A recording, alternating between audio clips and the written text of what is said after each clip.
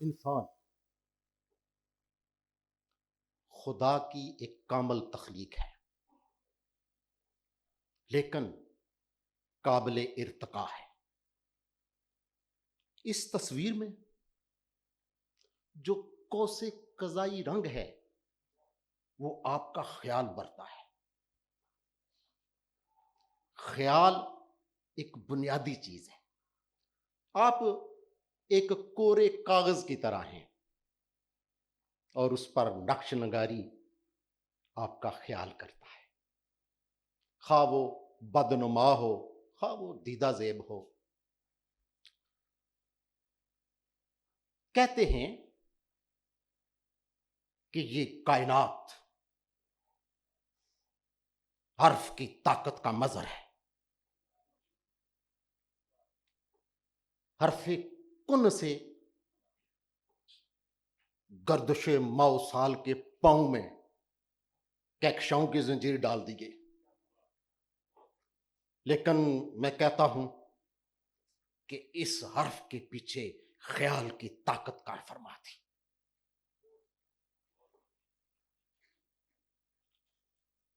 حرف اور ارادہ یہ دو طاقتیں ہیں، ان کے پیچھے جو طاقت ہوتی ہے وہ خیال کی طاقت ہے۔ یاد رکھیں کہ ہم بھی ایک حرف ہیں، ہم بھی ایک حرف ہیں اور ہمارے اندر بھی خیال دوڑ رہا ہے، اور حرف کو ایسا سمجھیں، الف سمجھ لیں، الف اللہ چمبے دی بوٹی مرشد من وچ لائی ہو۔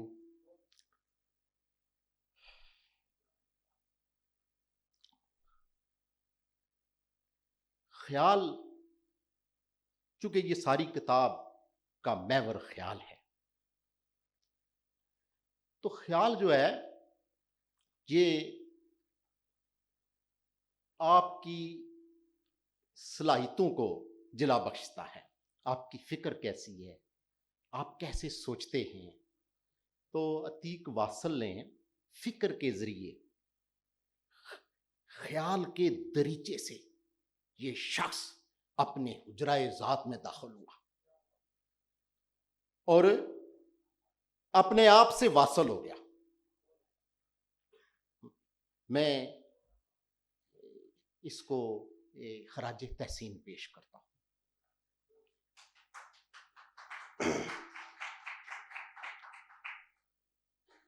اور بات خیال کی چل رہی تھی، خیال یہ کائنات کتنی ہی بڑی ہو لیکن ہمارے خیال سے بڑی نہیں ہے۔ ہم اسے ارین خیال میں لا سکتے ہیں، اور خدا اب سوچیں کتنے ہی اس کے ڈائمینشنز ہوں، کتنے ہی ڈائمینشنز ہوں، کتنا ہی وہ کثیر الابعاد ہو، لیکن ارض و سما کہاں تیری وسعت کو پا سکے، میرا ہی دل ہے وہ کہ جہاں تم سما سکے۔ یہ انسان کو معمولی چیز ہے۔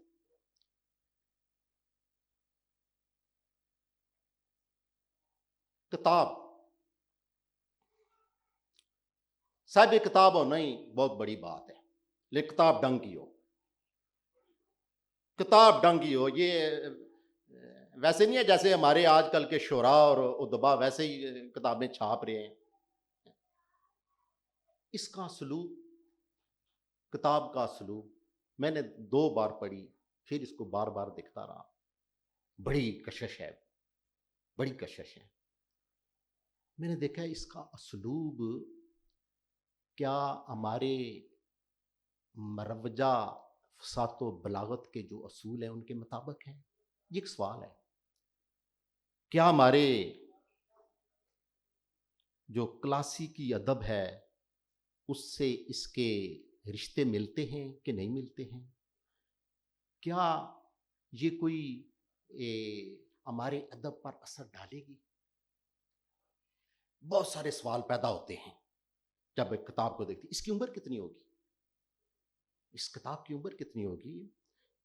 اس کا سفر چند سالوں میں ہوگا، چند لمحوں میں ہوگا، چند منٹوں میں ہوگا کہ چند صدیوں تک محیط ہو جائے گا، اس کا فیصلہ وقت کرے گا۔ وقت ایک بہترین کسوٹی ہے۔ ان سارے پہلوؤں کو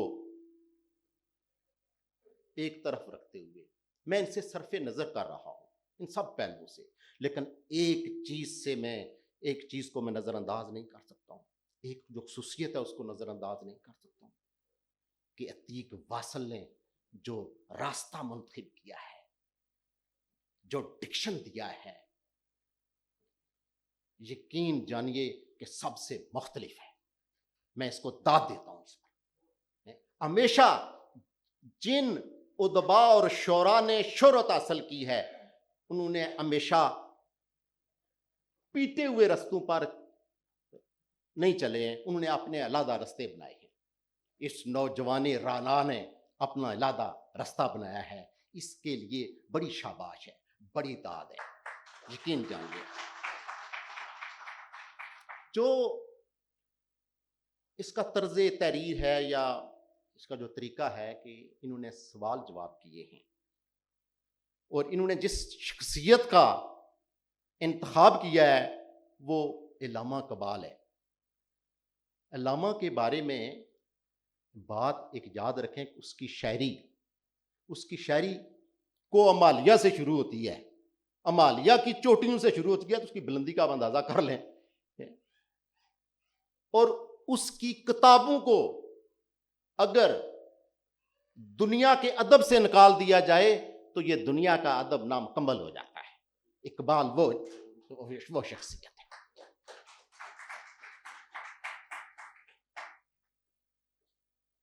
اقبال نہیں، ایک اپنے مرشد رومی سے سوال کیا، آپ کی توجہ کا طالب ہوں۔ اب دیکھیں، جیسے انہوں نے سوال کیے اس نے بھی سوال کیا، اور انہوں نے اپنا مرشد اقبال کو بنایا ہے، اس نے اپنا مرشد رومی کو بنایا تھا۔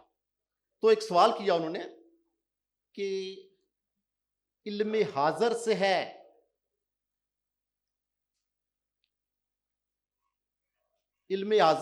دین زار و زبوں، ایسا مجھے بھول گیا، یعنی کہ جو ہمارا جو دین ہے وہ جو علم حاضر ہے اس سے بیزار ہے۔ علم حاضر سے ہے دین زار و زبوں، ایک مصرع ہے اس کا۔ چشم بینا سے جاری ہے جوئے خون، چشم بینا سے جاری ہے جوئے خون، علم حاضر سے ہے دین زار و زبوں، یہ سوال ہے۔ اور رومی نے آگے سے کیا جواب دیا، آپ سوچیں 800 سال 1000 سال پہلے اس نے کہا تھا، اور آج آپ یہاں بیٹھے ہوئے ہیں۔ دیکھیں، شیر نے صدیوں کا سفر طے کیا اور آپ تک پہنچا۔ بڑا شیر ہمیشہ صدیوں کا سفر طے کرتا ہے۔ یہ بادشاہ، یہ حکمران، یہ غرق ہو جاتے ہیں، لیکن شیر غرق نہیں ہوتا، شیر کبھی غرق نہیں ہوتا، نہ تباہ ہوتا ہے۔ تو رومی نے کہا کہ علم را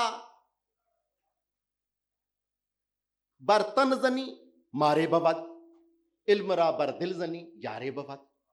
آج دیکھیں ہم اس شعر کی لپیٹ میں ہیں، بالخصوص پہلے مصرے کہ اگر تم علم کو جسم پر لگاؤ گے تو یہ سانپ ہے، اور اگر اس کو دل پر لگاؤ گے یعنی روح پر لگاؤ گے تو یہ کیا ہے، یہ تمہارا دوست ہے۔ تو ہم نے علم کے ساتھ کیا کیا، ہم نے اس کی روح کو قتل کر دیا، ہم نے اس علم میں تجارت شروع کر دی، ہمارے علم میں تجارت کی ملاوٹ ہے۔ تو میرے عزیزو، بڑی غیر رسمی بات میں کر رہا ہوں، یہ یاد رکھیں کہ جہاں علم ہماری مادی ضروریات پوری کرنے کے لیے مخصوص ہو جائے، جملہ سن لیں، جہاں علم ہماری مادی ضروریات پورا کرنے کے لیے مخصوص ہو جائے، وہ علم بڑا دماغ نہیں پیدا کر سکتا ہے، یہ یاد رکھیں۔ اور علامہ نے تو دیکھیں نا، انہوں نے کیسے کیسے انہوں نے یہ مدرسہ، یہ کھیل، یہ مدرسہ، یہ کھیل، یہ عیشے، اس گوگائے غم نو سے کچھ، یہ علم نہیں زیر اعرار کے حق میں، یہ علم نہیں زیر ہے اعرار کے حق میں، جس علم کا اصل ہے جہاں میں دو کفے جو۔ تو میرے عزیزو،